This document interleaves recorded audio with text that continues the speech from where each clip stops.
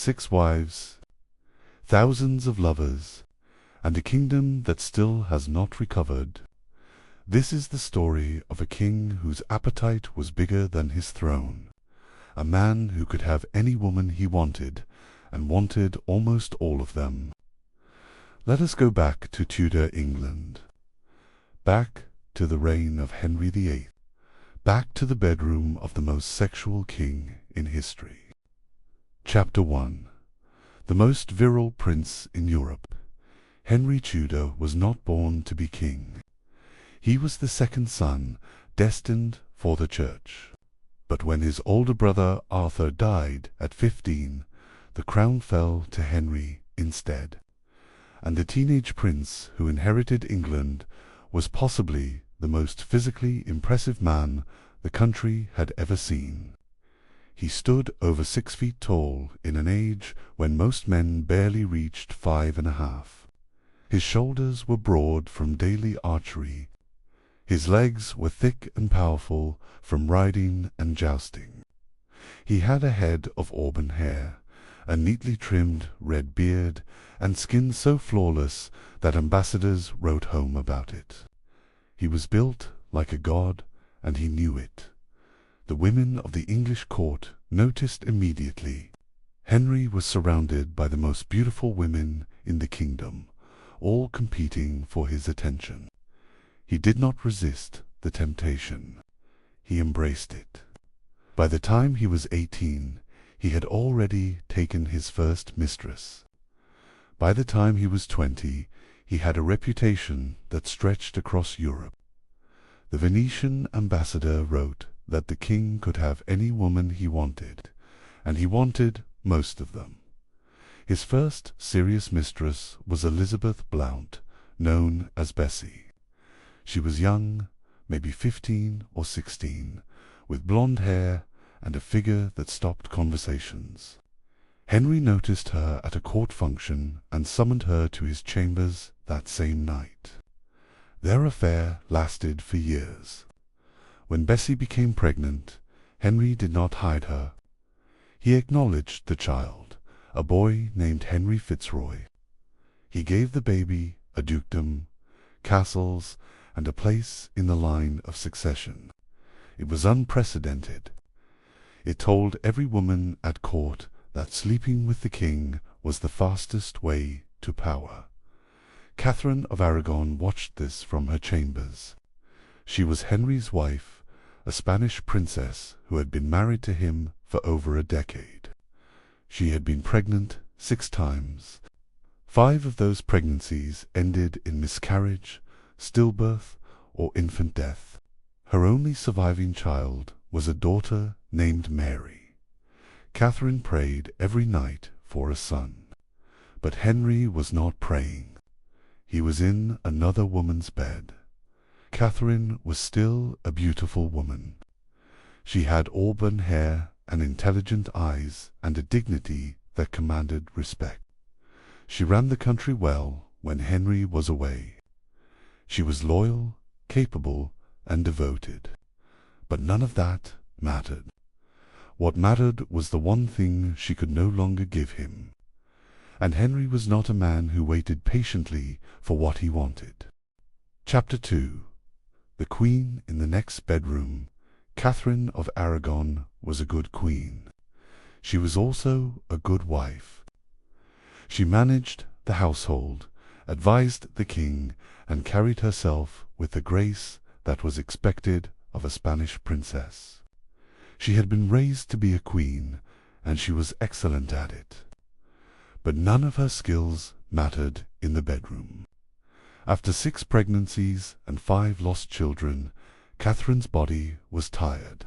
She was in her 40s. Her monthly cycles had stopped. There would be no more children. Henry did not handle this well. He began visiting Catherine's bed less and less. He made excuses. He said he was tired from hunting. He said he had meetings with his council. Catherine knew exactly what was happening. She could hear the rumors. She could see the way the young women at court looked at her husband. She could feel herself becoming a ghost in her own marriage. The French ambassador reported that Henry was sleeping with a different woman almost every week. Some were ladies, some were daughters of noble families sent to court specifically to catch the king's eye.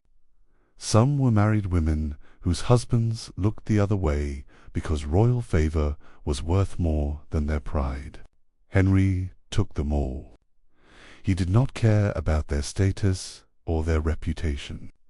He cared about the warmth of a new body, the thrill of a new chase, the proof that he was still a virile young king. But the chase was becoming harder. Henry was in his mid-30s now. His hair was thinning. His waist was thickening. He still jousted and danced, but not as well as before. The young women still came to his bed, but he noticed that some of them looked at him differently. They looked at him like a king, not like a man. And Henry hated that. Then he met Mary Boleyn. Mary was young, pretty, and already experienced. She had spent time at the French court, where she had a reputation as one of the most available women in the palace. Henry slept with her within days of meeting her. Their affair lasted about a year. It was casual, physical, and unremarkable. Mary was warm and willing. She asked for nothing. She was exactly what Henry needed at that moment. But Mary had a sister, and that sister was not willing at all. Chapter 3. Bessie and Mary. Elizabeth Blount was the first woman who truly captured Henry's heart. She was a perfect English rose. Blonde hair, fair skin, blue eyes, and a body that seemed designed for pleasure. Henry met her when she was a teenager, serving as a lady-in-waiting to Catherine. He invited her to his private chambers one evening, and she accepted. She was young, but she knew what was expected of her. More importantly, she knew the opportunity she was being given. Their affair was passionate. Henry visited Bessie's chambers regularly, sometimes multiple times a week. He gave her expensive gifts, silk dresses, and jewelry. He was genuinely infatuated with her. When she fell pregnant, Henry was thrilled. He had already fathered children with Catherine, but most had died. This child survived. A healthy baby boy, born in 1519, Henry named him Henry Fitzroy, which means son of the king. The boy was given his own household, his own servants, and eventually a dukedom. Henry seriously considered making him the heir to the throne. If Catherine could not give him a son, perhaps his bastard could rule instead.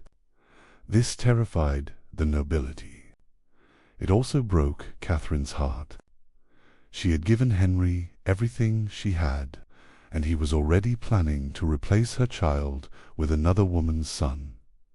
Bessie was eventually married off to a nobleman and faded from the court. Henry moved on quickly. There was always another woman waiting. Mary Boleyn was next. She arrived at court after spending several years in France, where she had been the mistress of the French king himself. Henry liked that. He liked having women who had been desired by other powerful men. He slept with Mary regularly for over a year. Their relationship was purely physical. He did not give her titles or acknowledge her. Publicly, she was simply a warm body in his bed when he wanted one. But Mary talked about her sister constantly. Anne Boleyn, the smarter one, the darker one, the one who had refused every man who approached her. Henry was curious.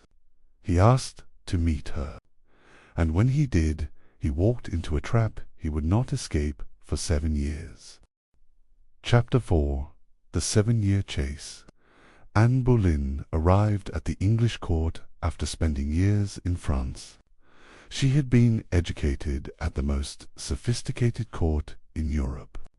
She spoke fluent French, danced beautifully, and dressed in the latest Parisian fashions. But it was not her elegance that caught Henry's attention. It was her eyes. They were dark and intelligent, and they looked at him differently than any woman ever had. She looked at him like she was not impressed. Henry asked her to be his mistress, the same way he had asked her sister. Anne smiled and said no. Henry was stunned. No woman had ever refused him. He asked again. Anne said no again. He sent her gifts. She returned them. He wrote her love letters. She read them and did not respond. The King of England was chasing a woman who would not have him, and the more she refused, the more obsessed he became, and understood something that no one else in Henry's life understood. Desire was fed by denial. The harder a woman was to get, the more valuable she became. She knew that if she gave in too easily, Henry would lose interest and move on to the next woman. So she held the line. She told him that she would only be his as his wife and queen. Nothing less. Henry wrote her desperate letters that still survive today. In one, he tells her that he has been wounded by love and that he burns for her day and night. In another, he writes that he wishes he could hold her in his arms. He signs them with a symbol of two hearts intertwined. He begs her. He pleads with her. She remains unmoved for 7 years. This went on. 7 years of letters, gifts, promises, and frustration. Henry's desire for Anne grew so large that it consumed everything else. He decided he would divorce Catherine. The Pope refused to allow it. So Henry did something unthinkable. He declared himself the head of a new church. He broke England away from the Catholic Church. He rewrote the laws of the land, all for the right to marry a woman who would not sleep with him. When the marriage was finally annulled and Anne agreed to be his wife, Henry was the happiest man in England. He was about to finally have the woman he had chased for 7 years. But the reality of Anne Boleyn would never match the fantasy he had built in his mind. Chapter 5. The Queen Who Disappointed Him. Anne Boleyn became queen in a ceremony of breathtaking luxury. The streets of London were lined with gold cloth. Fountains ran with wine. The crown placed on Anne's head was heavier than any queen had worn before. Henry watched from a balcony, beaming with pride. After 7 years of waiting, he finally had her. The sex was everything he had imagined. Anne was passionate and intelligent, and she knew how to keep a man interested. Henry was obsessed with her body. He visited her bed every night. He could not keep his hands off her in public. He called her his treasure, his jewel, his heart. Then Anne fell pregnant. Henry was ecstatic. He ordered celebrations across the kingdom. Astrologers predicted a son. Physicians confirmed the signs were favorable. Henry had already chosen a name. Edward, after the great King of England, when the child was born in September 1533. The midwife announced it was a girl. Henry left the room without a word. He did not hold the baby. He did not kiss Anne. He walked out and did not return for 3 days. The daughter was named Elizabeth. She was healthy and beautiful, and would one day become the greatest monarch England had ever known. But none of that mattered to Henry in that moment. All he saw was another failure. Anne tried desperately to win him back. She dressed in her most seductive gowns. She arranged intimate dinners. She invited him to her bed with all the skill she had. Henry came, but his heart was not in it. He was already looking elsewhere. He spent more and more time with one of Anne's own ladies, a quiet woman named Jane Seymour, who did not try to seduce him.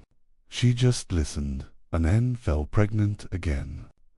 The pregnancy ended in a late miscarriage. The child was a boy. Henry was told the baby would have been a healthy son if Anne had carried him to term. He did not care. He told Anne that God was punishing him for marrying her. He told her she was a witch. The love he had felt for her curdled into something dark and dangerous. Anne was arrested on charges of adultery, incest, and treason. The charges were fabricated. The evidence was manufactured. Everyone at court knew it, but no one spoke up. Anne was taken to the Tower of London and executed by a French swordsman. She died in a grey gown, with dignity. 3 years after her coronation, Henry spent the day of her execution hunting and wearing white. That night he slept with Jane Seymour. Chapter 6. The Mistress Factory. The system that fed Henry's appetite was not an accident. It was carefully designed. The Queen's household was always staffed with the most beautiful young women in England. They were chosen for their looks first and their manners second. They were trained in music, dance, and conversation. They were dressed in the finest gowns, and they were placed directly in the King's path every single day. The process worked like a well-oiled machine. A noble family with a pretty daughter would lobby for her to be placed in the Queen's service. Once she was inside the court, it was only a matter of time before Henry noticed her. He would find an excuse to speak with her. He would invite her to walk with him in the gardens. He would send her a small gift.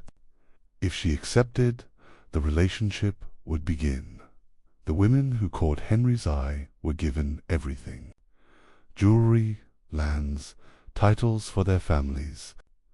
Some received their own households. The women who refused him were sent home in disgrace. Their families lost royal favor. The message was clear to every beautiful woman at court: your body belongs to the king. Cooperate, and you will be rewarded. Refuse, and you will be destroyed. Henry did not limit himself to unmarried women. He took married women too. Their husbands were expected to accept it. Refusing the king access to your wife was an insult that could cost you your head. Many noblemen quietly encouraged their wives to catch the king's eye. A wife in Henry's bed meant power, influence, and wealth for the entire family. The turnover was constant. When Henry grew tired of a woman, she was quickly married off to a loyal courtier and replaced with a fresh face. Some women served the king for only a few weeks.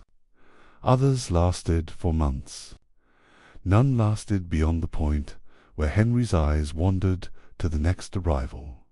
The French ambassador kept detailed records of Henry's sexual habits. He noted that the king seemed to need a new woman every few months. He compared it to hunger. Henry ate until he was full, then grew hungry again within weeks. The cycle never stopped. The strangest part is that no one at court questioned this system.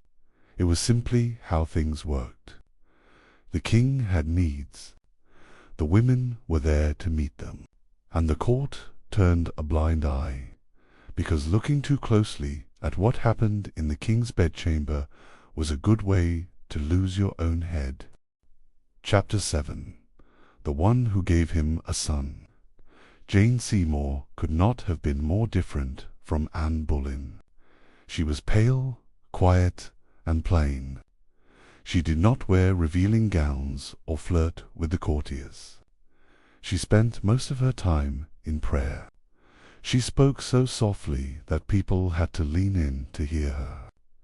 To the rest of Europe she seemed like a nun disguised as a lady, but to Henry she was the most attractive woman in the world. What made Jane appealing to Henry was her complete submission. She did not argue with him. She did not challenge him. She did not demand anything. She simply listened to him with wide, adoring eyes and agreed with everything he said.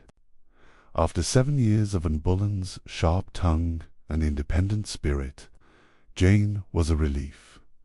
Henry married her 11 days after Anne's execution. He was desperate for a son, and he believed Jane would give him one.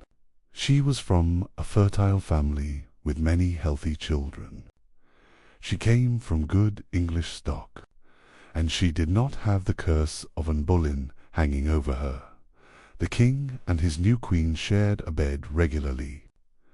Jane performed her duties without complaint.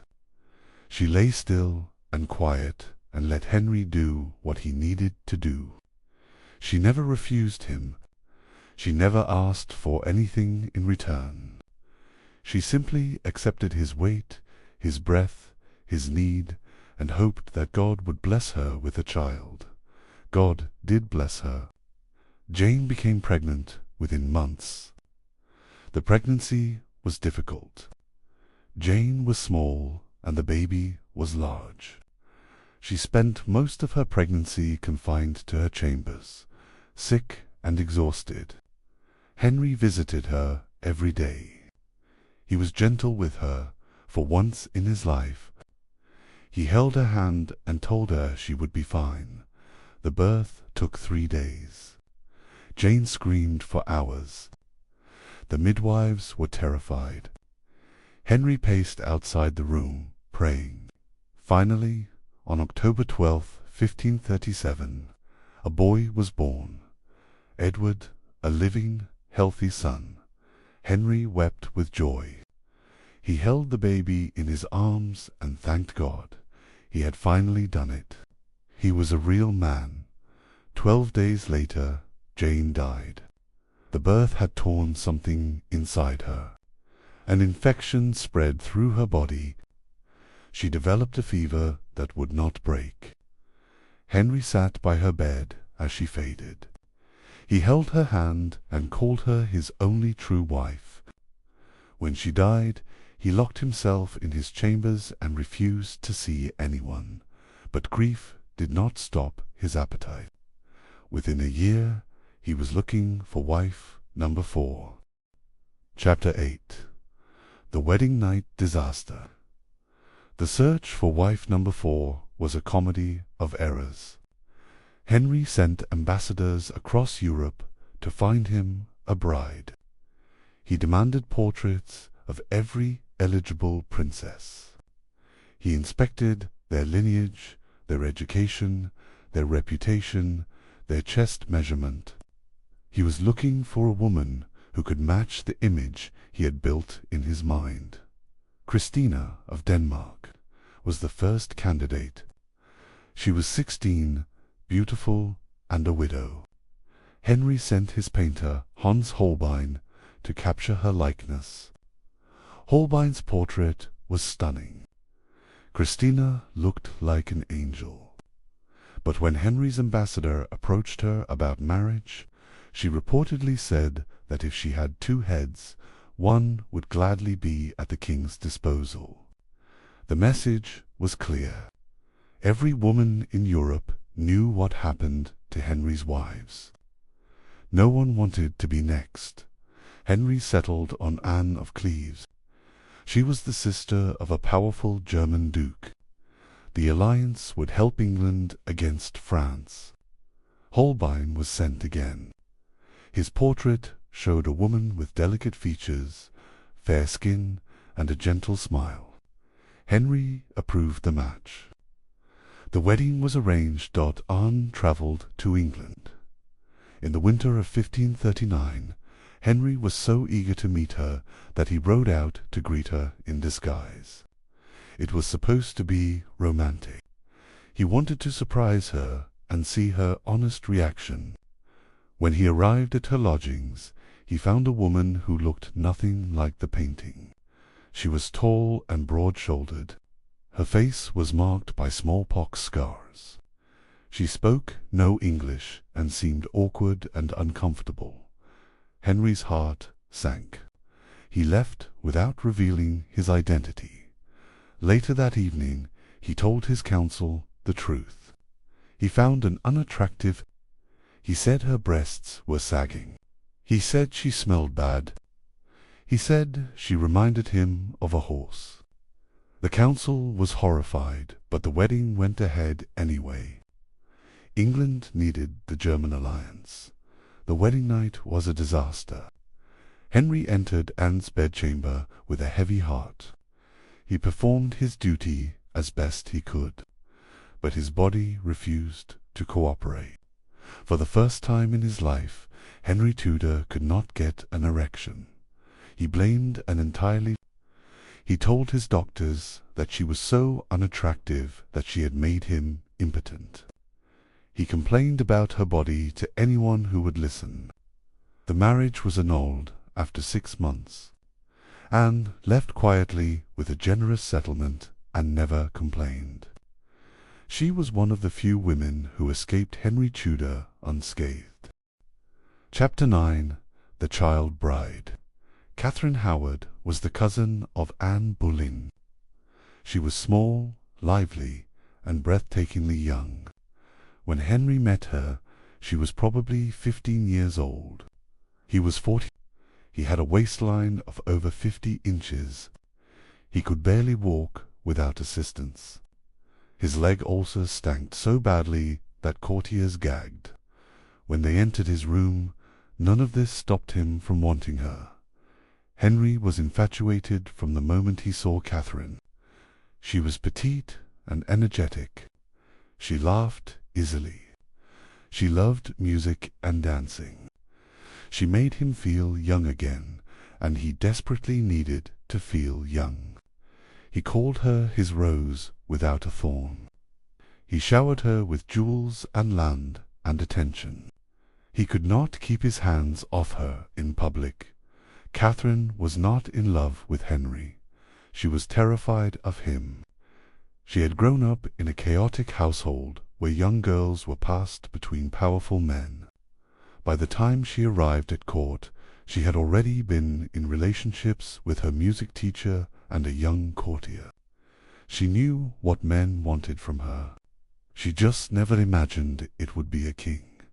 Henry expected Catherine to share his bed regularly. She did her duty, but she could not hide her discomfort. The court noticed the way she flinched when Henry touched her. They noticed the way she looked away when he spoke to her. They noticed that she spent as much time as possible away from him. Catherine began an affair with a young courtier named Thomas Culpeper. He was handsome and close to her age. Their meetings were arranged by Catherine's lady-in-waiting, who hid them in the Queen's chambers while Henry was away. The relationship was desperate and passionate and extremely dangerous. When Henry found out, he wept. He had genuinely believed this young girl loved him. He cancelled the execution warrant twice because he could not bear to sign it. But in the end, he did. Catherine Howard was executed on February 13th, 1542. She was probably 17 years old. She was buried in an unmarked grave next to Anne Boleyn. Chapter 10. The Nurse in His Bed. By the time Henry met Catherine Parr, he was a wreck of a man. His legs were ulcerated and oozing pus. He could not walk without assistance. He had to be carried upstairs. His weight was over 300 pounds. His teeth were rotting, and his temper was worse than ever. Catherine Parr was not young, and she was not particularly beautiful. She had been married twice before. She was practical, intelligent, and experienced in handling difficult men. She was exactly what Henry needed. But she was not what he wanted. The physical relationship between Henry and Catherine was probably minimal. She did her duty as queen, but her bed was not a place of passion. It was a place of care. She changed the bandages on his legs. She helped him bathe. She read to him when he could not sleep. She managed his moods and calmed his rages. She was a nurse disguised as a wife. Catherine was secretly in love with someone else. Thomas Seymour, the brother of Jane Seymour. She had wanted to marry him before Henry chose her, but when the king proposed, she knew she could not refuse. She entered the marriage with her eyes open. She understood that she was trading her freedom for survival. Henry sensed that Catherine did not desire him. It bothered him more than he admitted. He tried to prove himself by arguing with her about religion and politics. When she once won an argument, he grew furious and threatened to have her arrested. Catherine backed down immediately and apologized. She called herself a foolish woman who only wanted to learn from her husband's wisdom. Henry forgave her. Catherine Parr survived because she understood that the only way to win against Henry was to never let him know you were winning. When Henry finally died in 1547, Catherine married Thomas Seymour. She was happy for less than a year. Then she died in childbirth. The same fate as Jane Seymour. The same fate as so many women who loved Tudor men. Chapter 11. The Decay of the Beast. Henry's final years were a horror show. The man who had once been the handsomest prince in Europe was unrecognizable. His face was bloated. His body was a mountain of flesh. His legs were covered in open sores that would not heal. The stench that followed him everywhere was so bad that servants had to hold their breath when they entered his room. But the most disturbing thing was that Henry's appetite had not diminished. Even in his final months, he still looked at young women with hunger in his eyes. He still made comments about their bodies. He still summoned women to his chambers, even though he could barely move. He could not perform the act any more, but he still wanted to feel their skin against his. He still wanted to prove he was a man. The court grew quieter as Henry declined. The laughter stopped. The music faded. Everyone walked on eggshells, terrified of the old king's rages. He executed his most loyal adviser, Thomas Cromwell. He had people arrested for minor offences. His paranoia consumed him. He saw betrayal everywhere because he knew, deep down, that he had betrayed everyone who ever loved him. Henry died on January 28th, 1547. He was 55 years old. His final words were barely audible. Some accounts say he called out for his monks. Some say he called out for Jane Seymour. No one is certain. What is certain is that no one mourned him. The court did not even wait for his body to grow cold before they began planning for the new rain dot. When Henry's coffin was transported to Windsor for burial, it burst open during the night. Dogs were found licking the remains of the king, who had once been the most virile man in Europe. Even in death, his body could not find dignity. Chapter 12. What he left behind. Henry left 3 children. Edward was the son he had destroyed everything to have. He was a sickly boy who became king at 9 years old. He ruled for 6 years and died of tuberculosis at 15. The heir Henry had sacrificed 6 women for barely lived long, enough to grow a beard. Mary was the daughter of Catherine of Aragon. She had watched her mother be cast aside and humiliated. She became queen after Edward and immediately tried to undo everything her father had done. She brought England back to the Catholic Church and burned Protestants at the stake. She died childless and hated. Elizabeth was the daughter of Anne Boleyn. She watched her mother be executed by her father.